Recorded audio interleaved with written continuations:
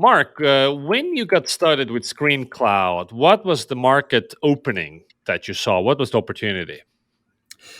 Yes, so the opportunity was, it kind of came around by accident. We were trying to solve the problem ourselves in our own office to make the screens in our office at the time just show some key metrics. When we looked into it, it wasn't a SaaS simple way of doing that. And the market for screens and digital signage was mainly more kind of larger commercial installations and not small things. So what we noticed is there wasn't really a MailChimp for screens. And we felt that, like, how could that problem not be solved? It seemed crazy that we could do what we could do with our phones and laptops, etc., but that we couldn't get this simple content up onto screens without breaking the bank and turning it into some big audio visual installation. So really it was kind of scratching that and then just going down a bit of a rabbit hole to see what the options were available and realizing that there was an opportunity here to look at the market through the lens of software first. When you built the first version of the product, you launched to the market. How did your strategy change then once you had the first contact with the customer? The interesting thing there was the customer kind of pulled us in. At the time, we weren't really even looking to do a startup. It was really a product. We were an agency, a product agency. We did work for other large clients in the UK. We also built a lot of our own products on the side, but mainly more as like side hustles and just experimentations.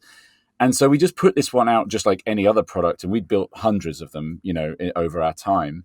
And then I had a reaction from the market of, I need this now, which we hadn't really necessarily had in previous products that we'd launched. So to a degree, they kind of just sucked us in and forced us to, rather than change our strategy, I suppose there was a change of strategy in the fact that we then decided to shut everything else down, sell off all the other products or kill them, and just focus on this one thing, because I hadn't experienced a draw like that ever before. What was the competitive landscape like back then, and how has it changed over the years? Yeah, so the competitive landscape was the incumbent market is, as I said, predominantly from the audiovisual world. They're mainly interested in kind of doing the larger scale commercial deployments of screens, the stuff that you see in Fifth Avenue and Dubai Airport, all of this kind of stuff, like the really big multi-million-dollar things, right?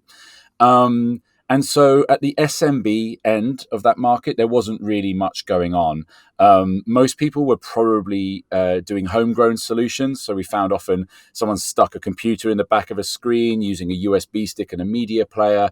There were some very small companies, like, just like a couple of hackers had put something together here and there. So there wasn't anything mature at the lower end. And the incumbents weren't really interested in dealing with the lower end because they were still making most of their income via the sale of expensive commercial hardware. And software was often being thrown in for free. And really, this was very much a kind of a box shifting game. And therefore, it's not worth doing anything less than 50 screens on certain budgets. So there was this kind of opening, which just no one was really working on at the time. So we kind of went in there. We adopted a consumer hardware approach to how we would make the screens work. So using things like Google Chromecast at the time and Amazon Fire TV, which were brand new products like in that year. So we kind of surfed on that consumer TV wave, which really was a major fuel of growth for us. And the incumbents really were more in denial because that kind of undermined the philosophy that you had to spend a lot of money on hardware to make this work. So they kind of left us alone and sort of almost mocked us a little bit, really. Now, subsequently over time, I think we've been part of a category creation there. And there's, as inevitably once a startup starts getting successful, there's a lot of copycats and a bit of a race to the bottom. So we've kind of moved away from where we began and where we were most successful, because now you're seeing a lot of clones coming in and sort of trying to drive the price right down, which to a certain customer, it's all about price. We're now moving way more towards the value that we're bringing. So tell me more about that. So your entry product got commoditized, and so the margins got thinner. And so, what did you decide to bet on instead? Yeah. Well, before we got commoditized, we also had an insight into the fact that actually larger scale enterprise customers came across our solution and liked what they saw, because the approach that we'd taken with the software was sort of universally appreciated in terms of being very simple, using modern web standards, not really requiring any kind of training, all of these kind of nice things, which actually all good software should adopt. So we had thought that the big customers wouldn't want to work with us because we weren't providing a full service, that we were just coming in with the software component and compatibility, whereas we just figured the big guys just want it all in one thing. But what we failed to realize is actually a lot of screen networks already exist, or really customers didn't see the hardware challenge as being such a big challenge anymore. And they were really looking for just excellent software to sit on top. So we were starting to get pulled up, but that comes with its own issues around, say, security, the scalability of a product, all of the enterprise features that most any B2B founder working in enterprise is going to understand. So we actually took a bold decision in 2017, only a couple of years after launch, to completely re-platform the product. Even though we were like tripling in size and growing really, really quickly, we knew that that platform wasn't going to scale up to enterprise. So we rebuilt a platform whilst also tripling in size on the old one. And then, funny enough, the things that everyone was cloning and copying was a platform that we'd already given up on. So we'd already jumped way ahead by the time they were kind of doing that. And then we relaunched that platform for enterprise, and we're now really focusing much more on mid-tier and enterprise customers. And we still have our SMBs. They're still a significant portion of our customer base. But increasingly, we're going upstream, both in terms of product, but who we are as a business, because then you have to flesh out everything from your success teams, your security teams, and a whole load of other factors.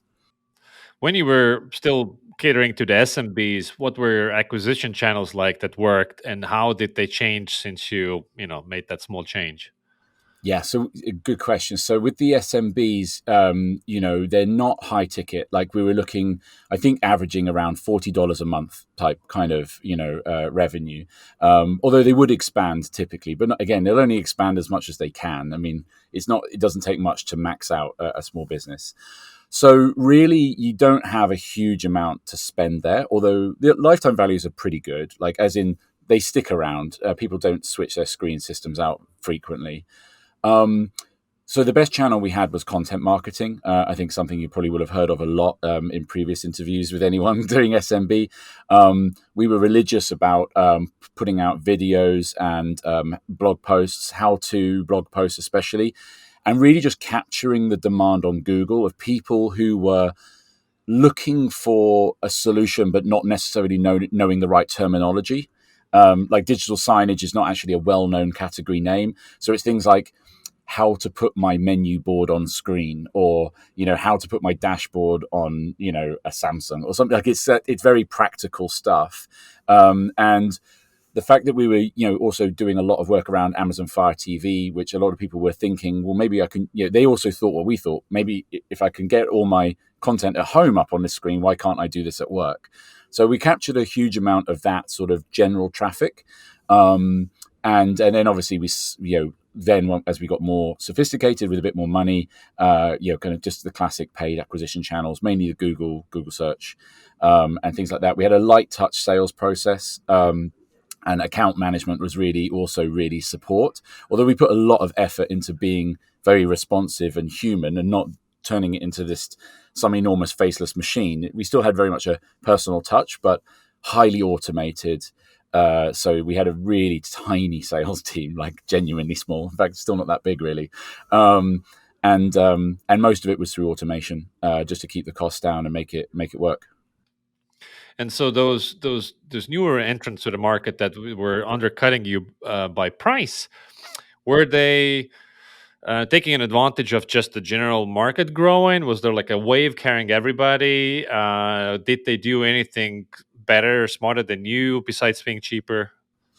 I think. I mean, yeah, I don't think they've necessarily innovated in any kind of particularly special way, but I don't think they've done a bad job of sort of cloning and optimizing the sort of the work that we've done. That's not to sort of dismiss them. I think mainly it's more like attacking the brands that are kind of trying to sort of go upstream a little bit. I haven't seen anything particularly impressive, if I'm honest. Mhm. Apart from, I mean, literally, they'll give you 50% discount if you give them a five-star G2 review and things like that. It's kind of, you know, I mean, personally, that's not a game I'm particularly interested in playing. Like, I want my reviews to be honest. I want my customers to be with me, not just because of price. Back in the agency game when I did that for a long time, if you get pulled into a race to the bottom, you die. Right, so you've got to move away from that, and I don't blame anyone for trying to do it. And there is a big market there who literally the price will be the number one thing, and their needs are very very simple, um, and they're going to serve them very well. And in fairness, I suppose to them, we've taken our eye off that ball a bit by moving in another direction. We've put a lot of energy and resources into features and parts of the company that an SMB would never really benefit from. Like, no SMB is really going to do a security review or kind of get into the weeds on enterprise network. They're just using basic Wi-Fi. They don't need a lot of what we're building right now. So they probably are better suited to those guys. But I think that ultimately, I know how that story usually ends. And my investors as well have been very wise in their advice, which is you can ride the SMB wave really well, probably somewhere up to maybe 15 or even 25 million ARR. But there's a point where this flattens out, and because it is frothy, there is high churn compared to big customers, and you're sort of at that point almost because you can't really go upscale on the acquisition channels or change those acquisition channels out much because it just doesn't make economic sense. You're Mhm. sort of just replacing what you're losing at a certain point, and you do see a lot of these SMB focused platforms struggle, and that's why usually everyone always names the few that aren't like that, like Zero or something. What about Zero? It's like, yeah, but they nailed their go to market through the accountancy route. Unless you've got that kind of channel, it's going to be tough. So we always knew it was a wave that we would surf, but not surf on forever. Was there any particular insight or an incident or any effort on your part that gave you the confidence that, hey guys, we need to just move away from this SMB and go up market? Yeah, it was more about, rather than, I suppose it was more of a positive thing than a negative thing. So it wasn't that we were seeing anything particularly bad. Like, we had really high NPS score. We did see that customers were price sensitive, but generally speaking, like, we had a very good relationship. There was no friction there, but there was this general sense that this won't last forever. Um, but the more positive element was the fact that we had these larger customers who were in there hacking around in the product and liking what they saw, and they were kind of pulling us up and opening up our eyes really to the greater potential that we could serve. And so it was really more of a moment of enlightenment, and it wasn't just one customer, it was several. And once you start to see a few happen, there's just a point where there's all the data in the world can tell you something, but it's really just your gut is starting to say, look, I'm having these same conversations with these big customers, but there's work to be done. I think this is the time to move. And you always want to be moving earlier than when you're being forced. There's nothing harder than having to kind of pivot and change under extreme pressure. So even when you're winning, I always think this is actually one of my core philosophies with the company. I call it core and explore. So you've got your core work, which should take up about 80% of your time, and you should always have this 20% explore, which is basically giving your future self a gift. And in 2017, we made a good decision to give our future self a gift, which if we hadn't done, we would be probably in a really tough competitive spot. And we've done that subsequently as well with other products. So yeah, it was really coming from that. So you made the move to go up market, to change the product. Did your acquisition channels change from content marketing to more sales, or? Yes, so they are. They're evolving now. We have obviously had COVID, which for uh, has kind of changed the whole landscape because digital signage and screens, they tend to be in public spaces, right? And for a while, those public spaces, a lot of them just weren't open. So it's been unusual market conditions, I would say, and we only really relaunched the product actually at the end of 2019. So we only had a few months of normal before some not normal. So just a caveat that what I'm saying is under slightly different conditions. But yeah, what we're finding now with the marketing and acquisition is we now have an SDR team, we have an outbound team. We're doing a lot more in terms of thought leadership and events. So we've been running online events, more educational and strategic events. So there's been a bit of a shift in our narrative away from, hey, here's what the features are and what you can do, towards here's what you can achieve. And you sort of start to begin to downplay the features of the platform and switch up more into what you can achieve by committing to something like this and using it in the right manner.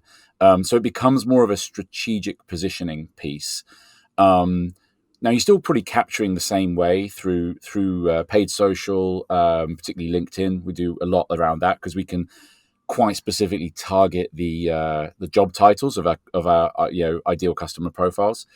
But then what we're finding is that they will probably touch lots of bits of content, and we have a very heavy demo process in the sales thing. Which again, before it was more like pushing to free trial. Now it's much more pushing to discussion and demonstration.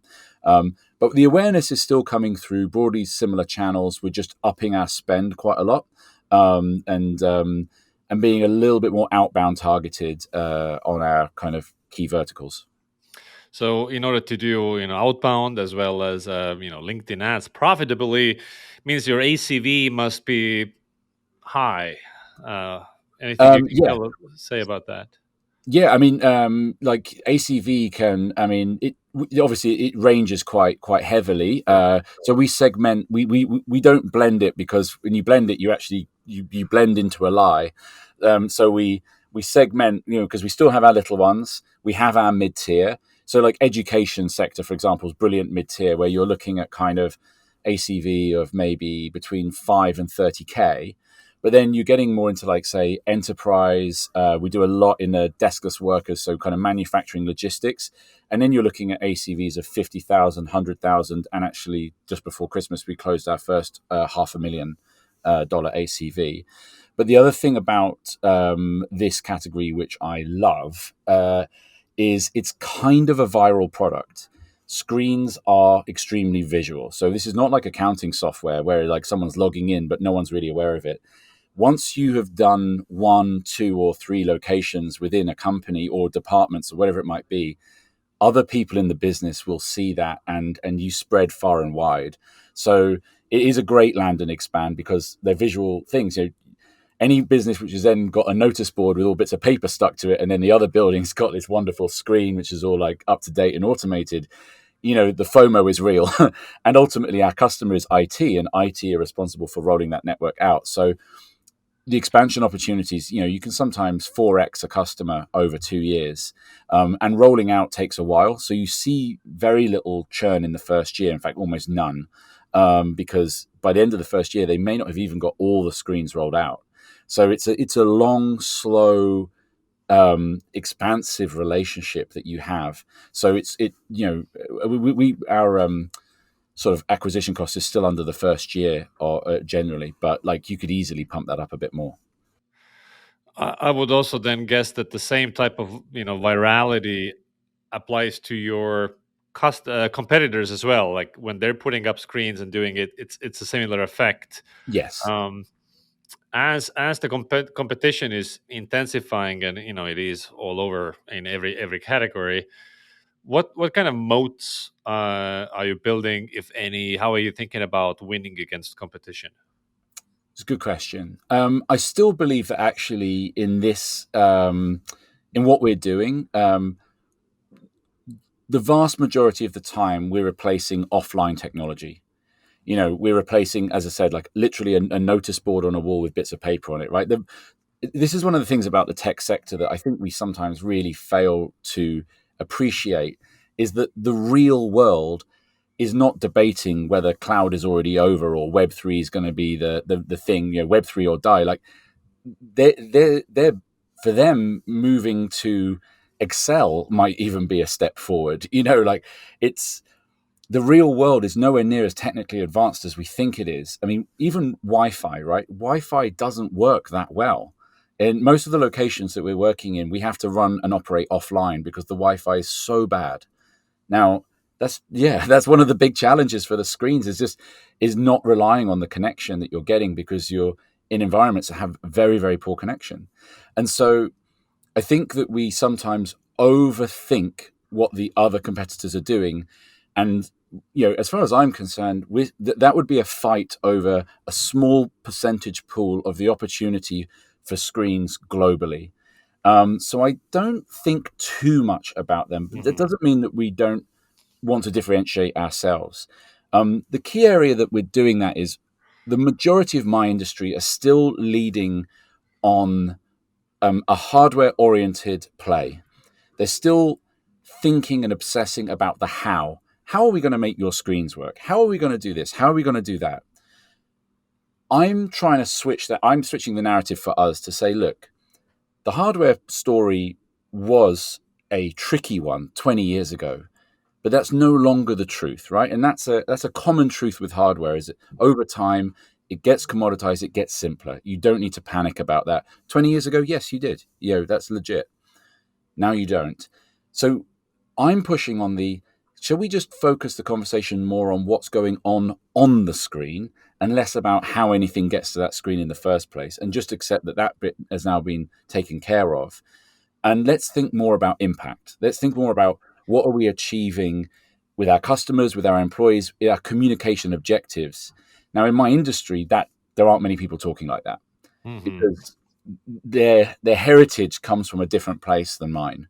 And I think our differentiation is that we are different people in the room looking at a different side of things.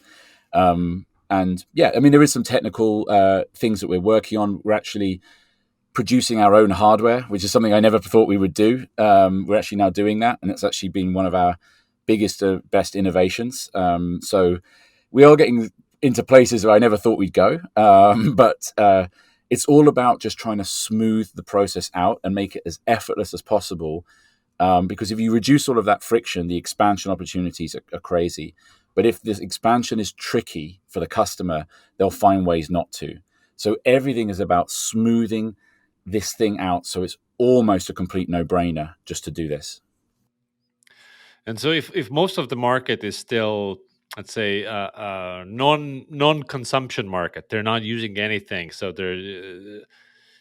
they don't switch over from a competitor and so on. So that means to me that it's a race to build up mental availability. So when they become aware that a better digital signage solution exists, that they come to you as opposed to somebody else.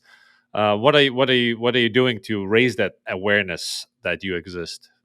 Yeah. So in the market, we do rank very highly in sort of G2 and Capterra. We actually work with Gartner. Gartner's actually a customer of ours. So that's good. That's kind of good endorsement. And yeah, I think it does matter a lot that you do put effort into social proof. Our main customer, that we do have a multi-stakeholder customer relationship, but fundamentally we're part of the IT network. So IT is a big part of the customer. Now, obviously, the content doesn't tend to originate from IT, so there are other people involved, but these screens are running on an IT network. So ultimately, they're the people really responsible for working with us on this.